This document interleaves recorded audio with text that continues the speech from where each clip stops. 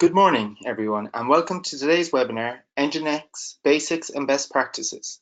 I would like to introduce today's presenters, Owen, Garrett, and Leif Baton of NGINX, and they will take you through today's webinar.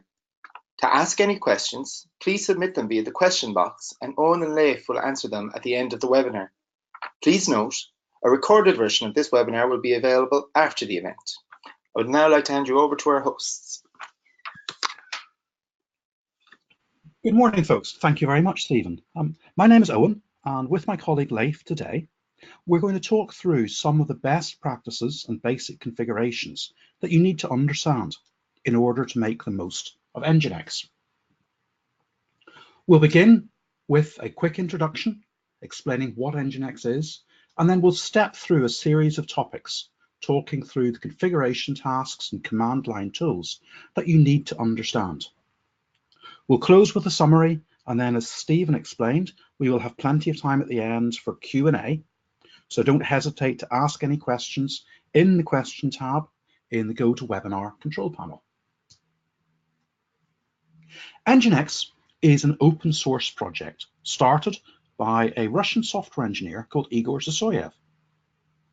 He was faced with the problem of scaling a website to a large number of users, and he built the NGINX technology as a reverse proxy to sit in front of the website to increase its capacity and help it cope with more and more traffic.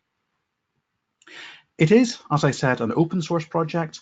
It's managed by NGINX Inc., Igor's company, and we also have a commercial version, which we'll touch on briefly during this session.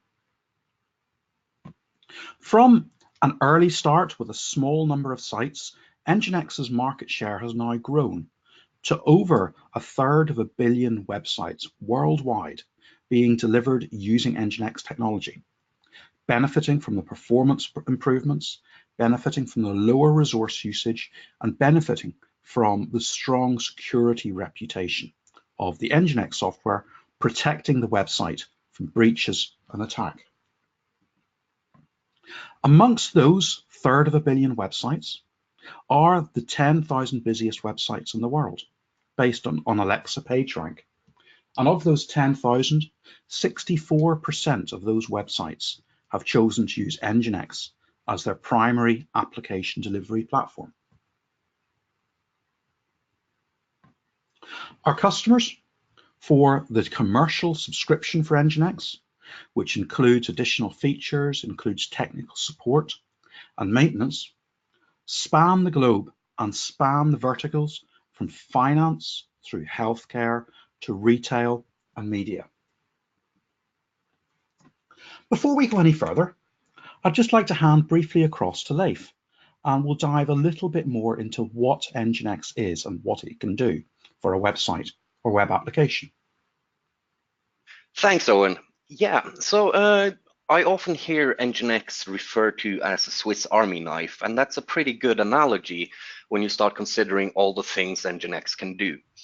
As Owen touched upon, NGINX comes in two flavors, as it were. We have an open source offering as well as a commercial offering. Focusing on the NGINX open source offering, it can do a lot of things. Now, it started its life as a basic web server, but it's certainly grown since then. As a web server, we can serve static content. There's also reverse proxying capabilities, opening up a lot of doors, including reverse proxying to application servers, so we can function as an application gateway. We have content caching capabilities for accelerating applications and a lot of other interesting use cases as well. We can function as a basic load balancer. We do SSL termination, which is a very, very common use case. We have security features in the sense of rate limiting and basic authentications. And there is a monitoring capability as well, delivering 7 metrics. We'll look at these elements in the slides going forward.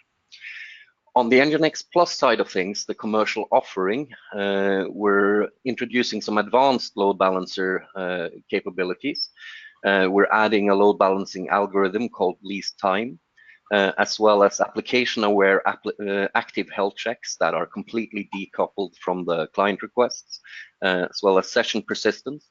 There's a cache purging API allowing you to remove elements from the cache prior to their expiry. We deliver a script that will configure high availability clusters for you. And we can deal with JOT authentication and authorization, are compatible with OAuth 2 as well as OpenID Connect. There's a rich API delivered with NGINX Plus that's fully documented in Swagger. We do support dynamic modules, of which we have a library of certified first and third party dynamic modules. And we have a very rich status monitoring system, both in the sense of an API as well as a dashboard, and we'll have a look at that as well, delivering close enough to 100 individual data points. Now, thank you, Owen. Yeah. So behind the NGINX software is a large team of engineers, of support staff, of architects. The NGINX company was founded 8 or 9 years ago by Igor. We released the commercial build NGINX Plus 5 years ago. And we have grown steadily with now 6 offices worldwide, including offices in Cork, where Leif works from, and in Cambridge near London, where I am based, to provide support across our EMEA user base. With over 1,500 commercial customers and 200 employees, we're in a strong position to continue to help to grow and maintain and enhance the NGINX open source project, bringing in new features, understanding how the use cases are changing, how the market is developing, and of course, continuing to improve the core strengths of NGINX. Its lightweight nature, its high performance, its unrivaled high security. Now that we've shared a sense of what NGINX is about with you, I'd like to delve into the meat of our presentation today. When you start with NGINX, of course, the first thing that you'll want to do is make some decisions as to what version of NGINX you deploy, and then deploy that. Leif, could you talk us through those thought processes, please? Absolutely. So, as Owen mentioned, there are a couple of versions of NGINX to begin with. So you have open source and you have the commercial NGINX Plus offering. In the open source offering, we have 2 branches. We have the mainline branch and the stable branch. The stable branch would be hosting the largest number of customers as it stands, because that's the one that typically gets delivered through your package manager in your Linux distributions and so on and so forth. We have our own official repositories as well for both mainline and stable, and we'll touch upon that now. There's an easy way to identify the mainline versus the stable branch. The decimal version number will be an odd number for mainline, and it'll be an even number for stable. So if you're going for the open source installation, first you need to make the decision, am I going mainline or stable? Mainline will get the quickest updates, the feature sets, and continuous bug fixes. Releases happens roughly at a cadence of once every 6 weeks. The stable branch is forked every April, once a year. It will continuously receive updates as well, but only in the sense of bug fixes and security fixes. For NGINX Plus, for NGINX Plus, NGINX Plus gets merged from mainline, so features and updates from mainline gets merged into NGINX Plus for each and every release. In addition, there's an enterprise-ready feature set that's bolted on, and we'll touch upon that as well in a little bit more detail, so you know what you're dealing with there. The release cadence for NGINX Plus is roughly 3 to 4 releases per year. So for your installation options, once you've made the decision for what flavor of NGINX you will be going for, from NGINX you have the official repositories for mainline as well as for stable. And from the commercial perspective, we have a repository for NGINX Plus. There's also a whole host of third-party and OS vendor repositories as well, typically shipped with your distribution of CentOS or Debian or Ubuntu or whatever the flavor you prefer is. And let's see here if we can change the slide. The key is, oh, well, a little bit of technical issues there. So there we go. So for the installation process, we have some links on screen here. The top link will provide the installation instructions for the official repositories, both for mainline and stable, for all supported distributions and CPU configurations. The bottom link will include the same for the NGINX Plus offering. With all the supported distributions and CPU configurations. In the interest of time, I'm not going to go through in detail the installation process for each of those, but full and detailed instructions are available at the links on page. Once you have installed your preferred flavor of NGINX, you can verify your installation very easily. First, you have the command nginx -v, lowercase v that is, which will yield the installed version of NGINX on your current system. Here we're reporting an install of NGINX 1.15.0. If we're looking for what branch is this, that indicates that we're looking at the mainline branch right there. Following that, you can run the ps command and grep for NGINX to verify that the processes are up and running. A little bit later in the presentation, Owen will show you these commands in action. And finally, the proof is in the pudding. So when you try to access your installation on port 80, it comes with a default configuration that presents the page that you're looking at on the slide right now. So simply curling it or accessing it through a web browser should yield the result that you see on screen. Thanks, Leif. Owen, yeah, thank you. So now we have NGINX installed, following the instructions that Leif pointed us to. The next thing to consider is how do we go about configuring NGINX to do what we need. The NGINX configuration by default, and this can change with some third-party builds in NGINX, but by default, the core NGINX configuration sits in etc NGINX, and it all centers around a single configuration file, nginx.conf. In practice, people will often separate their configuration out into smaller configuration files and take advantage of the include directive in the nginx config language to then include those files into nginx.conf. A very, very common pattern, and one that we recommend, is to use nginx.conf for the global settings and tunables, things that you would not change very, very frequently, and things which are common to all parts of the nginx config. And then for individual services that you want to publish through nginx, create a separate configuration file for each. And a good structure is to create a conf.d directory in the Linux style and put those additional configuration files in that conf.d directory. The advantage of doing that is that then if you need to make a configuration change to an individual service, you just need to edit the one small file that defines that service.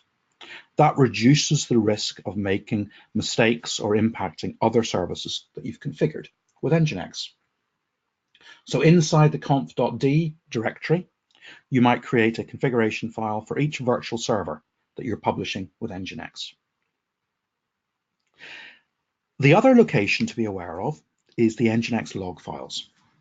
Once again, by default, those are written to var log nginx, but third-party builds of nginx might override that location and place them somewhere else.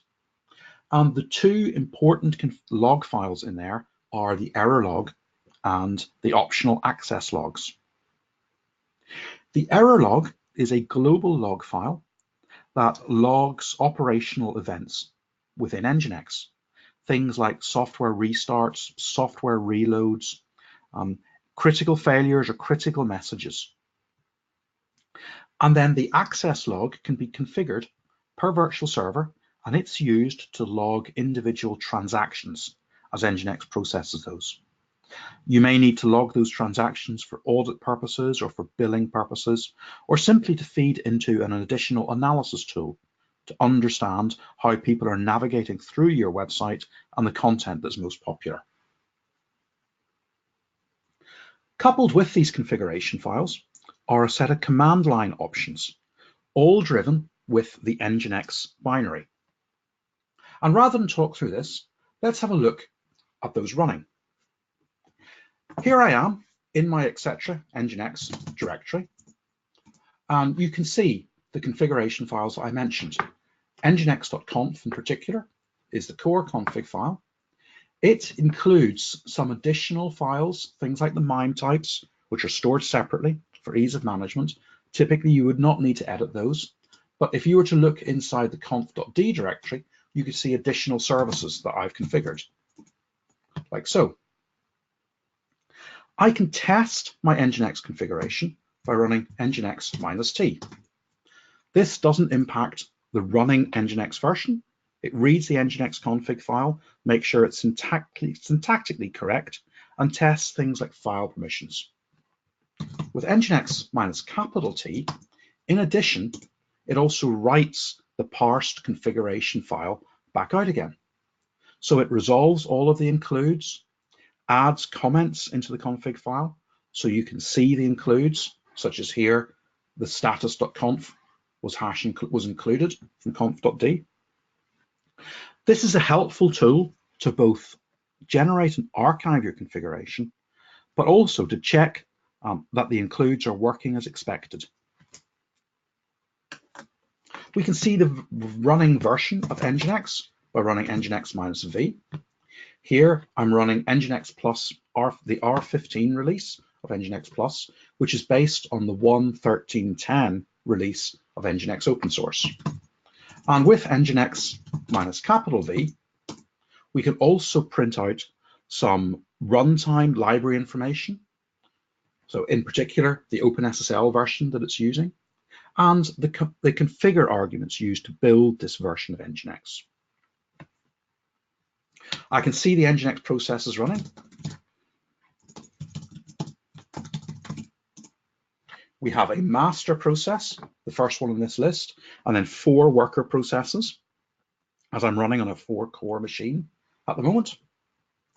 I can reload nginx config, nginx send it a signal -s, reload, like so. That will reload the config, and because there were no errors in the config, nothing was printed.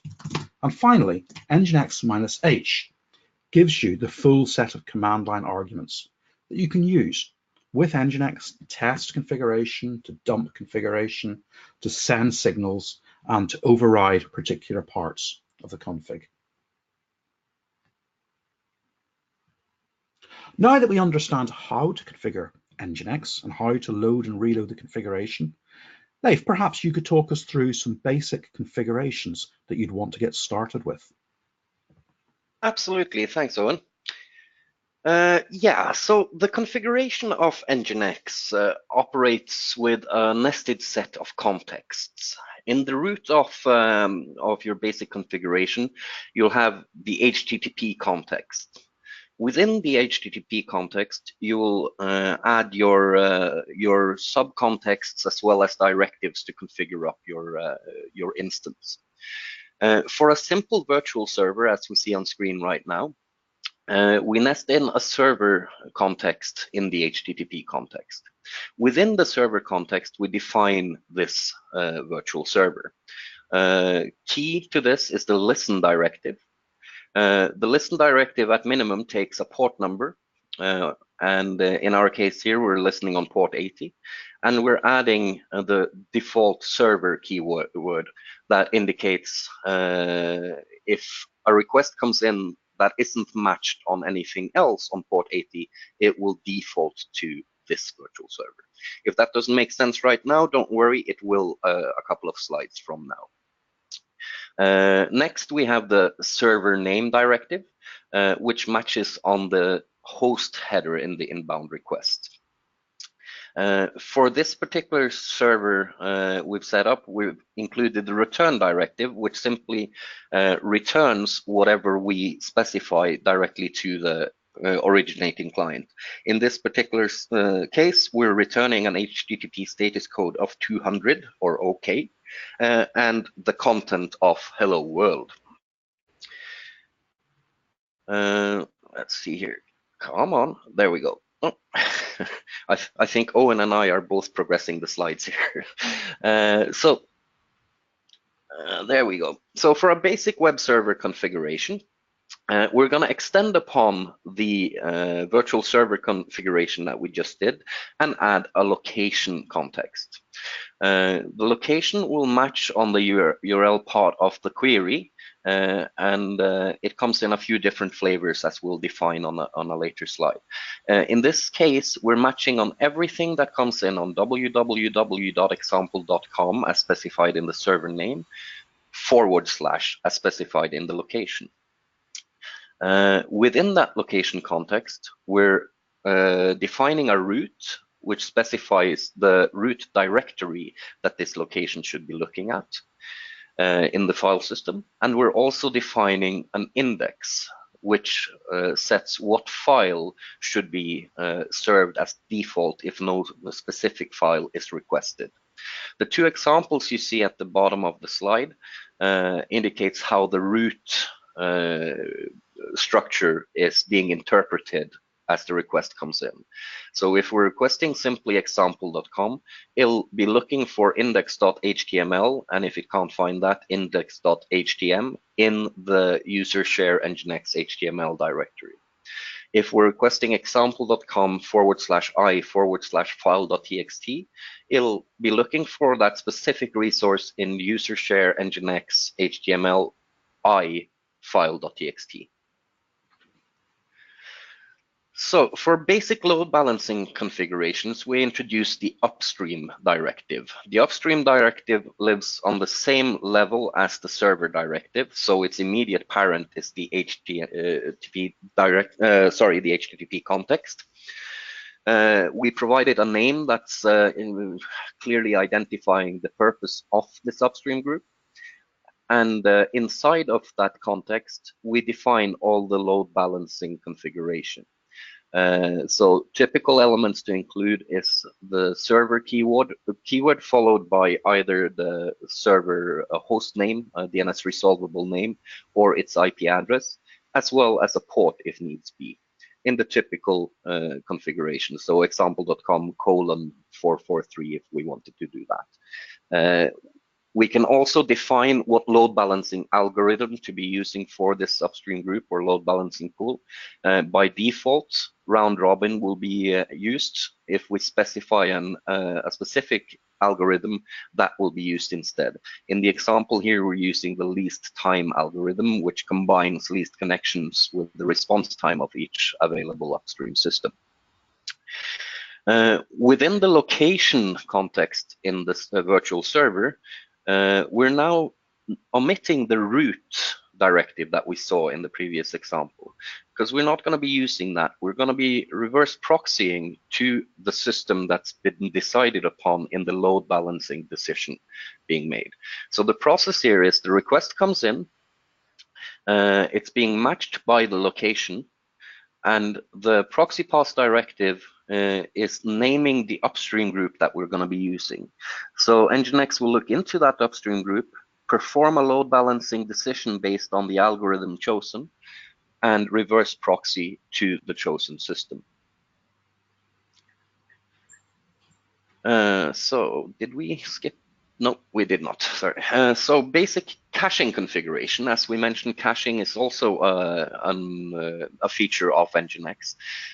Caching is exceedingly important when you want to increase the end user experience. When you want to accelerate an application, putting content as close as possible to the end user is very, very beneficial. There are a number of other implementations that can be considered as well. Caching can have beneficial results in a security context as well, when you have expensive operations happening verifying the content, like web application firewalling or elements like that. We can talk in depth about that on an individual basis if needs be. Now, for the basic configuration of caching, you would first define a cache. The cache is defined using the proxy cache path directive, where you point it to a root in your file system. The levels directive indicates how the directory structure is going to look beneath the root folder that you've decided. Levels equals 1:2, as in the example here, means that it'll create a subdirectory with the first letter of the file name, followed by a subdirectory containing 2 letters of the file name, and inside that subdirectory the file itself will reside. This is in an effort to ensure that you won't have one singular directory with millions and millions of files, as that is not optimal from a file system perspective. The keys zone defines the memory to store the cache keys in. As indicated on the slide, you can, as a rule of thumb, think 8,000 keys per megabyte of cache key storage. Max size sets the upper limits of how much storage to allocate for this particular cache. Inactive indicates how long content can reside in the cache without being accessed. And the default is 10 minutes. We've defined it as an hour in the example on the slide. To activate the cache in the location directive, you would use the proxy cache directive and point that to the cache we've defined. You see the correlation between the keys zone name in the proxy cache directive. At that stage, all content that matches the criteria will be cached in our my cache caching location, and will be served from there directly if it exists, rather than requesting it from the upstream on each and every request. Now, caching can be done in a number of different use cases. We can even do micro caching for dynamic content if that's a requirement. Moving on to SSL configuration, a very common use case, as we mentioned, is SSL termination. It couldn't be easier to set up. If we look down to the second server context in the example here, that's where all the SSL magic is happening. In the listen directive, first and foremost, we're listening on port 443, but to avoid handcuffing our users, we're not assuming that that's going to be SSL, so we're going to include the SSL keyword in the listen directive to indicate that this is encrypted. We have the server name as in the previous examples, and we're adding 2 new directives, SSL_certificate and SSL_certificate_key, pointing to the certain key, respectively, where they reside in the file system. With that done, you now have encryption for the site in question. The bold server context on the top is simply a redirect, ensuring that every request that comes in unencrypted on port 80 will be redirected by HTTP 301 to the encrypted equivalent. So, HTTP2 configuration couldn't be easier. Similarly to what we did for SSL, we add a keyword in the listen directive. So after SSL, we add HTTP2. We would need to use the SSL keyword as well, as SSL is a prerequisite for HTTP2. At this stage, HTTP2 is now configured and active for the virtual server in question. Now, NGINX also has the capability of multiplexing multiple sites. So you can use a single NGINX instance to serve content for a number of different sites, even on the same IP address and port. They will be separated out by the server name directive or the host header of the requests.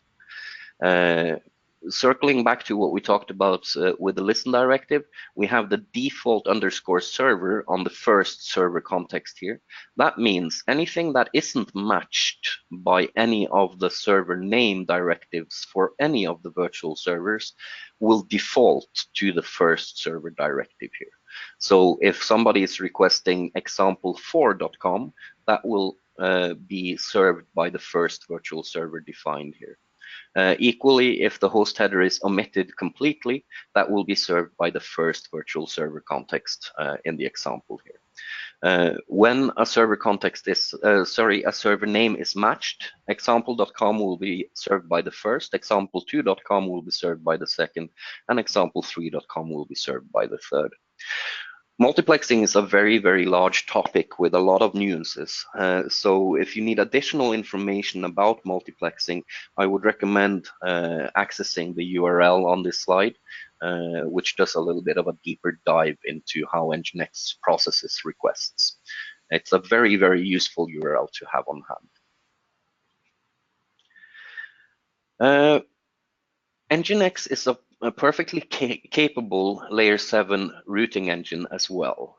So we do content-aware routing, some call it content switching, where we match typically parts of the URL and direct that traffic to different locations depending on our needs. In the box on the slide here, we have examples of 3 different matching directives. The first one, /service1, is what's called a prefix match. A prefix match will match everything that starts with an identical string as what we're defining in the location block. So location /service1 will match /service1. It'll match /service1 / my site. It'll match service 11, service 100, etc. So long as it starts with /service1, it'll be matched by that location unless a more specific match can be made. The second location context here is an exact match identified by the equal sign. So that location will only match on /dashboard.html. It will not match anything that has additional characters after the string, as would be the case for the prefix match.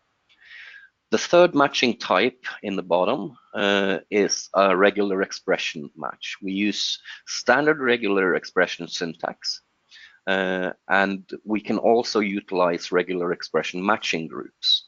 So in the example that we have here, we're capturing 2 match groups, and they will be available as variables in the location as $1, $2, $3, $4, and so on and so forth for however many captures you've made. So $1 here will be anything from and including the first / up until and including .jsp, and $2 will be anything and everything after .jsp.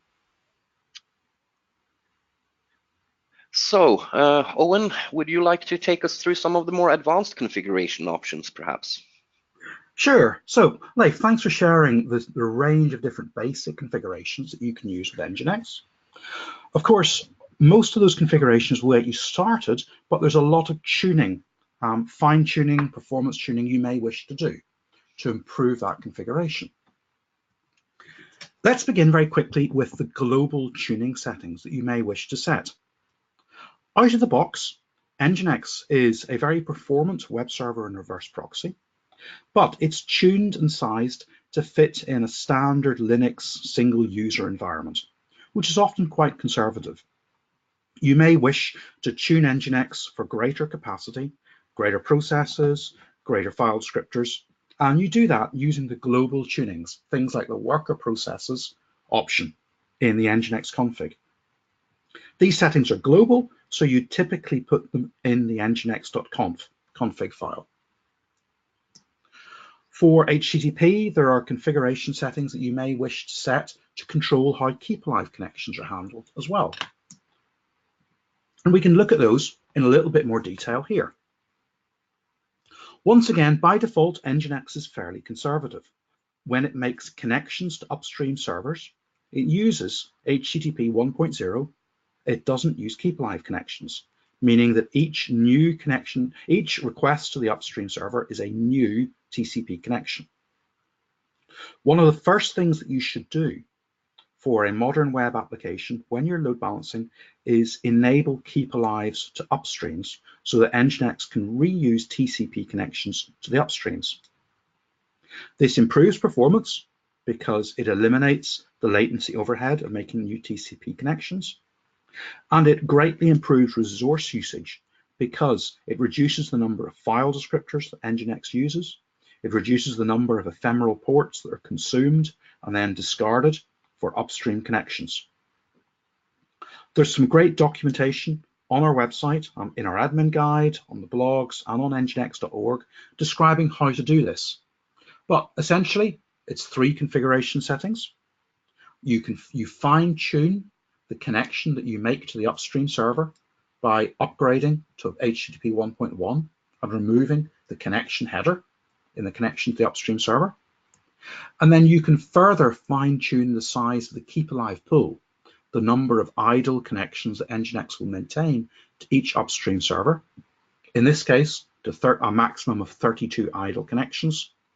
And the reason for doing this is that when you need to send a new request to the upstream server, if an idle connection is available, NGINX will use that idle connection instead of creating a new TCP connection to the upstream. So this is a good example of the sort of tuning you may want to do to optimize a reverse proxy or load balancing configuration. Now we can look at SSL. There is a huge range of configuration options for SSL to help you fine-tune the ciphers that are chosen, the security of the system, and in this case, to fine-tune the way that we store SSL sessions. SSL session information is used by older web browsers that don't support SSL tickets, and it stores on the server side the parameters relating to that SSL connection, so that when a client reconnects, it doesn't have to renegotiate the entire SSL handshake.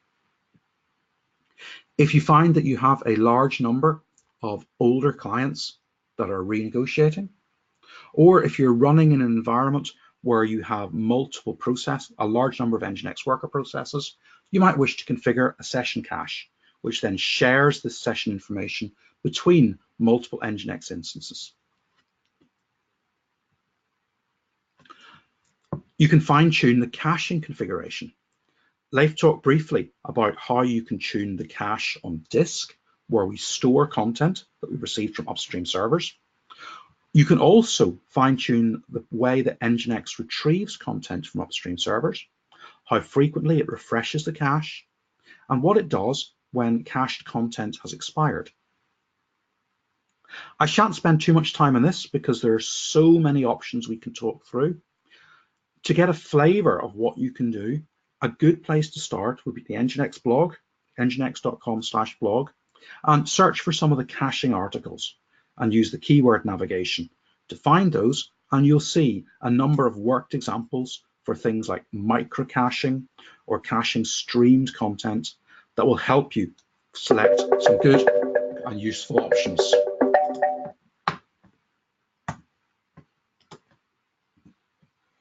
gRPC proxying is a novel use case for NGINX. We added this capability a month or 2 ago in an open source release, and it's coming in NGINX Plus. And gRPC proxying allows NGINX to terminate, to inspect, and to route gRPC traffic, just as it currently does for HTTP and HTTPS. gRPC is emerging as a common standard for inter-process communication in a distributed fashion. It's an alternative to RESTful APIs. gRPC uses binary encoding, it's potentially faster, and it also supports streaming applications. You can put NGINX in front of your cluster of gRPC servers and use NGINX to inspect the gRPC traffic, to apply rate limits, to route the traffic to the correct server, to perform load balancing, and to log transactions as well. In NGINX Plus, we have a number of additional features that help to make NGINX Plus ideally suited for enterprise load balancing situations. One of these is a health check capability. When you're load balancing servers, NGINX open source will detect when a server has failed in a situation where it's unable to connect to that server when it wants to send it a transaction, or if that server responds with an obviously incorrect response. For example, something that doesn't look like an HTTP response. At that point, NGINX open source will detect that server has failed and stop sending new connections to that server. With NGINX Plus, you have the additional capability of an active health check. NGINX Plus can run test requests, synthetic transactions against a server. You can configure how frequently those run, typically every couple of seconds. And Plus will probe that server on that basis and look at the response and see, does it meet the parameters that you have? So in this case here, we've created a health check called status OK that's going to hit test.php on each of the upstream servers. It's going to verify that the response is a 200 status code of type text HTML, and it contains a message that matches the regular expression in the match block in the configuration. Furthermore, we're going to implement a slow start for servers when they recover from failures. One of the dangers of bringing a server back into service is that if you immediately give it its fair share of the connections, you could overload it very quickly while it's still starting up, it's still priming its cache, it's still compiling its just-in-time code. So the slow start capability in NGINX Plus tells NGINX to gradually reintroduce this server into the load balancing pool to avoid overloading it. NGINX Plus contains a rich set of metrics and status information that you can see. That's presented through a dashboard. You can see the dashboard running at demo.nginx.com. And this illustrates some of these capabilities. For example, we can dive into the upstreams that NGINX Plus is managing.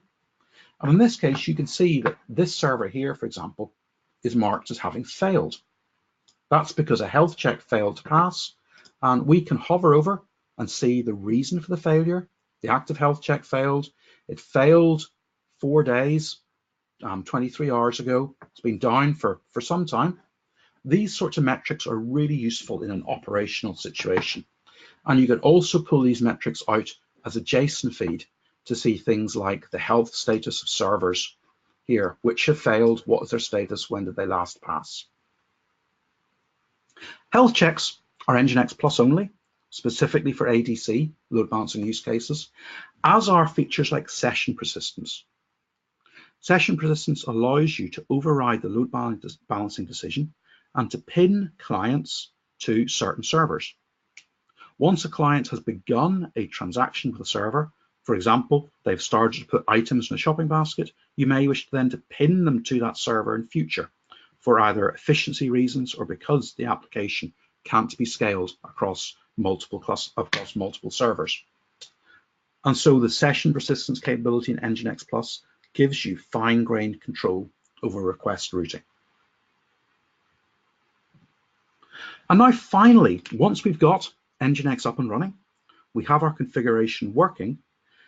Leif, could you finish by telling us how can we then monitor NGINX in an operational situation?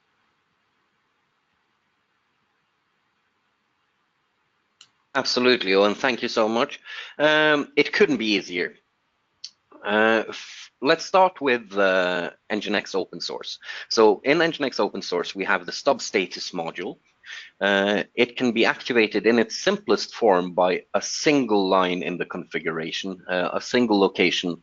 So in the example here, we're matching on basic underscore status, and the directive to activate the stub status module is simply stub underscore status. That's all that's needed to be done. However, it would always be recommended that you put access control in place for the location that exposes status information. As it is just a simple location, you can use any kind of access control methods that you prefer. You can set implicit or explicit allow or denies based on IP address or subnets. You can use basic authentication, whatever you choose to do to limit access to the status location. In the bottom box on the screen, you see the output of the stub status module. For NGINX open source, as mentioned in the beginning of the presentation, there are 7 aggregated data points where it'll tell you about active connections and server accepts, what's being handled, and reading and writing and waiting. The NGINX Plus version is the extended status system, which comes with a dashboard that Owen showed you, as well as the API that provides the JSON output. It's almost as easy to set up. You would typically need 2 locations for it, one for the API and one exposing the dashboard.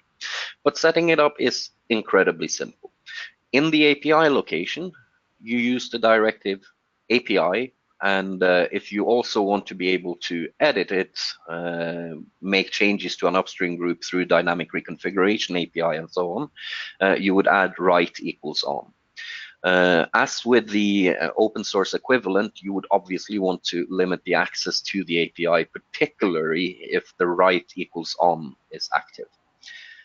The bottom location is exposing the dashboard, which is a simple HTML file with a lot of clever JavaScript pre-installed in the directory indicated by the root directive. That's all that's needed to be done to enable the extended status monitoring of NGINX Plus.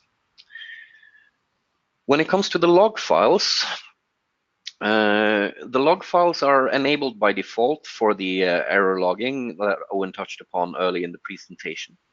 They can be shut off entirely if you choose, and the log files, both in the error log and the access log that's optional, are fully configurable, both with regards to what content should be logged, as well as in what format should the content be logged. So it can align perfectly with your existing logging structure if you have a policy in place for that. The directive for defining both content and format of log is shown in an example in the first gray box on the slide, and the actual output in a log file is shown in the second gray box on the slide.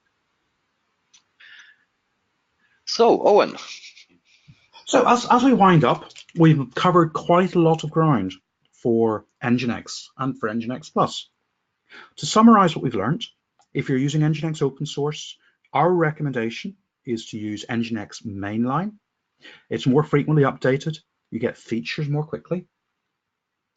Configuration, it's worth separating that into individual files per service using the include strategy, and conf.d is a good approach for that. You can fine-tune a huge amount of the NGINX operations. There's almost 700 individual configuration directives for features and for tuning, many of those with a large number of parameters. For performance optimizations, look at keep alive to control transactions to upstream servers, look at caching capabilities to reduce the amount of work that NGINX needs to do and reduce the latency as repetitive operations happen. And always turn on the status module. As Leif advised, protect it from unauthorized access and feed that information into the monitoring tools that you're using. So what we'll do now is we'll draw this part of the session to a close.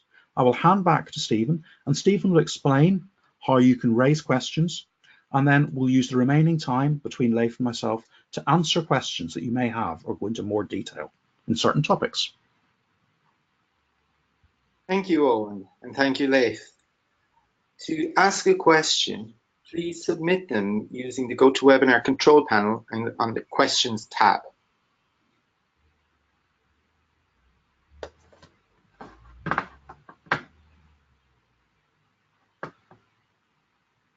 Okay, so a couple of comments. So one user is asking, how can I force TLS on all HTTP requests?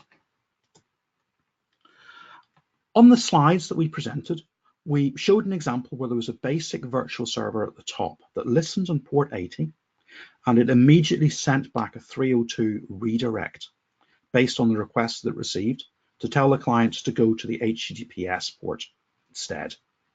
So that's an ideal solution. That will mean that you will still accept port 80 requests, but people won't be able to access any content from that. In addition, you can look at the HSTS header, which is used to give browsers hints that a particular service can only be accessed over SSL. And that may be something else you wish to do, so that will encourage browsers to use SSL by default when they access a service.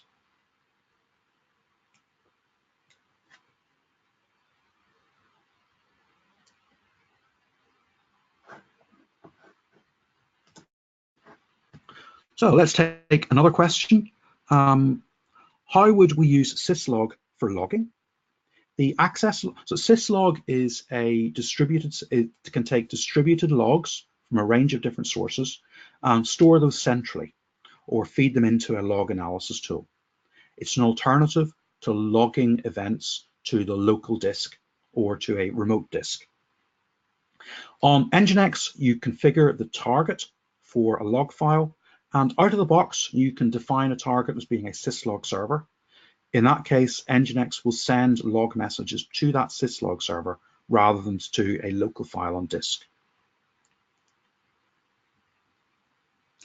A couple of questions that come in asking, why is NGINX faster than other web servers? Or why would someone choose NGINX over Apache? Let's deal with the first one to begin with. NGINX is typically faster than other servers because it uses a different architecture for processing requests. Briefly put, most application servers and older web servers have an approach whereby each time they receive a connection from a remote client, they create a thread or a process to handle that connection. They can do that very efficiently using pools of threads and processes, but nevertheless, every connection that they're processing is tied to a process which is effectively a copy of the web server or app server on the computer. As you have more and more concurrent connections, then you have to run more and more threads or processes, and that creates a scalability issue because there's a limit to how many threads and processes can run on a general purpose server. And as you get over several hundred active threads and processes, the server begins to get bogged down by the administrative task of context switching between those different servers. So application servers and legacy web servers like Apache have an innate performance limitation based on their architecture. NGINX uses a much more efficient event-driven pattern, sometimes called the reactor pattern, that allows an individual NGINX process to handle thousands of connections at the same time. And that gives NGINX a much better performance profile than legacy web servers or traditional application servers. Take a look on our blog at the article, How We Designed NGINX for Performance and Scale, and that will go into this in a lot more detail. That architecture is just one part of the efforts we put in to make NGINX as lightweight and high performance as possible. There is a huge focus on the performance and scalability of the code itself. The second part of the question was, when would I use NGINX instead of Apache? And it's not always a case of either or. In fact, if you have an Apache-based website, you can get a huge performance benefit from putting NGINX in front. To handle slow connections, to cache content to reduce the load in the Apache servers, to offload a lot of work from those Apache servers so they can run more efficiently. Often that is the first step. The two could coexist and put NGINX in front. Over time, you may find that NGINX can provide a lot of the functionality that Apache can. So you could move the functionality forwards onto the NGINX layer. And at some point, you may conclude that the Apache layer is no longer required. NGINX can talk directly to the application servers, whether they're PHP or Go, and it can implement all the functions that you relied on for Apache. So you don't need to do a big bang, rip and replace, pulling out your Apache servers and putting NGINX in place. Instead, you can do so on a more gradual and safer fashion.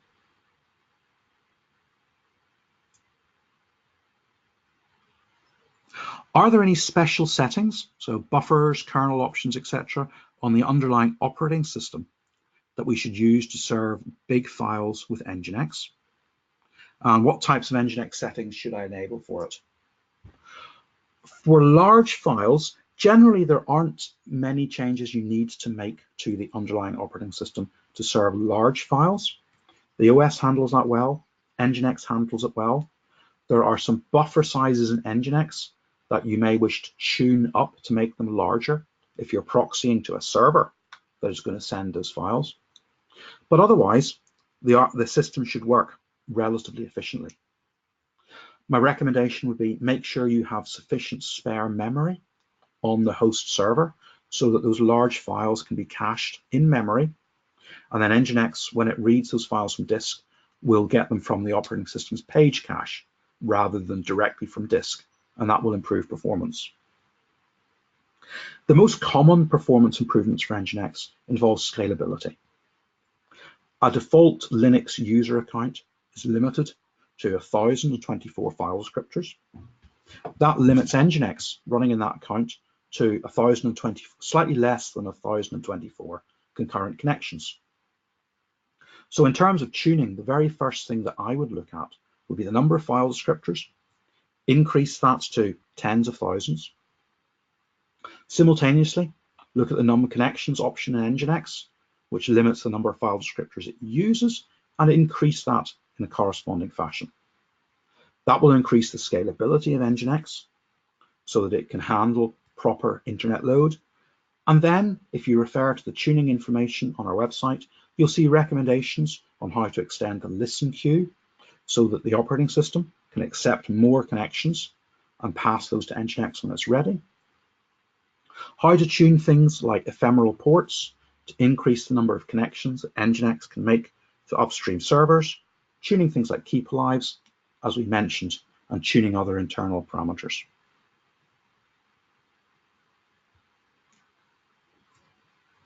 A question of how can the network fail over to a DR site? There are some simple solutions, such as using global server load balancer to control the DNS lookup that clients use and only send them to the sites which are available, which are running at a decent performance, and which are in close proximity to the user. You can use BGP with applications like Quagga. They can health check to see whether NGINX is running and control the BGP tables to route users to other sites. And there is a high availability capability in NGINX Plus itself, which allows you to fail over between individual NGINX instances in the unlikely that one should fail. Someone is asking, they're new to NGINX and very interested in learning and getting hands-on experience. Is there a course or hands-on lab that they can use? Yes, go to university.nginx.com. We have a number of training courses authored by NGINX engineers and presented by an instructor online, and you can sign up for those. Get some real hands-on experience and learn the correct practices on how to configure NGINX for a range of different use cases.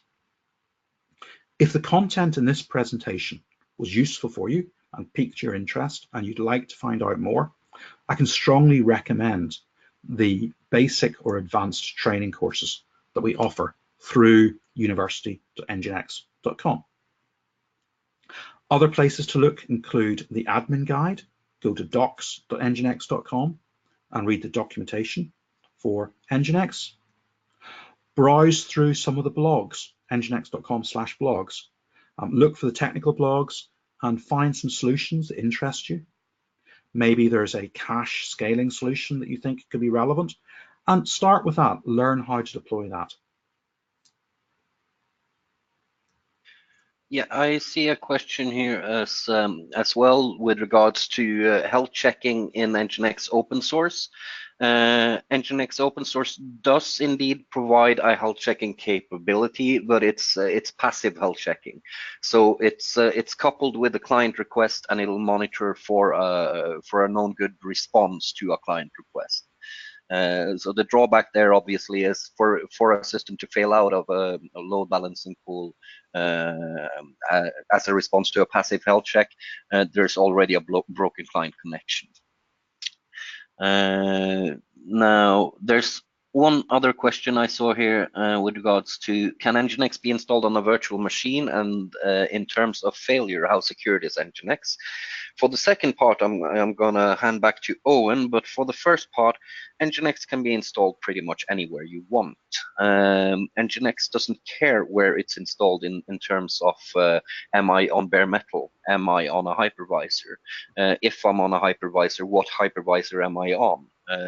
NGINX doesn't care. It can run on any of them. It can run in the cloud, and if in the cloud, do we care what cloud provider? Certainly not. NGINX can run inside of containers if needs be, and the footprint is so small that it actually makes sense even there. So NGINX can be installed on anything. As a matter of fact, most of my lab work I'm doing in some form of a hypervisor, be that Fusion or VirtualBox or other. And in terms of failure rates, well, that's pretty low. Owen, do you have some additional input for us on that? Sure. So the architecture for NGINX is a security-first architecture. When we looked at the NGINX processes running earlier on, you might have noticed there's a master process and a series of worker processes. The worker processors are the ones which handle user connections. So that is the potential attack surface. They are run in a secure environment. They're run with a lower privileged user. The code inside those processes is carefully audited. And I think the best advice I could give you would be to take a look at some of the security releases that we've made for NGINX. Of course, there are bugs and issues occasionally in the software. We respond to those quickly. Critical security issues with the NGINX code are very, very infrequent. And NGINX has a very, very strong security record. That's why you find 64% of the world's busiest websites use it, including, for example, a number of US federal agencies and other high performance, high security services. As I look back through the questions, we had another one about, where was it that piqued my interest? So, can we anonymize the IP address in the access log? This is a really important question if you're thinking about things like GPDR and you are in a situation where you regard the IP address as personally identifying information, PII, and you want to store the access log in an environment where users who can see the access log perhaps aren't in the highest security ring of the organization. Yes, you can configure the access log to log just about anything, as we saw in Leif's slide where he showed the access log directive. And one common pattern is, rather than logging the IP address, you can replace the IP address with a piece of JavaScript code that generates a hash of the IP address. And then NGINX will log that hash instead.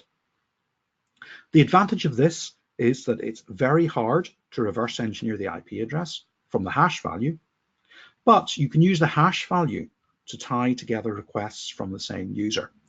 That can be incredibly useful if you're trying to track back a particular bug or fault and you want to see the sequence of requests that provoke that.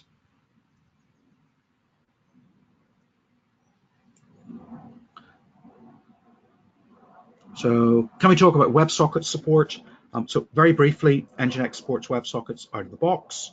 A WebSocket connection is a standard HTTP connection that then has an upgrade command. NGINX will intercept that upgrade command and it understands how to handle the connection.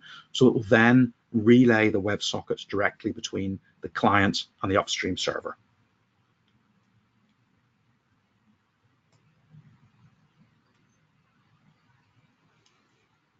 Thank you, Owen and Leif, and thank you all for attending today's webinar and for your great questions. We hope that you found the webinar beneficial. and we look forward to having you on board again soon. Please note that a recording will be available on the NGINX website. Thank you. Thank you.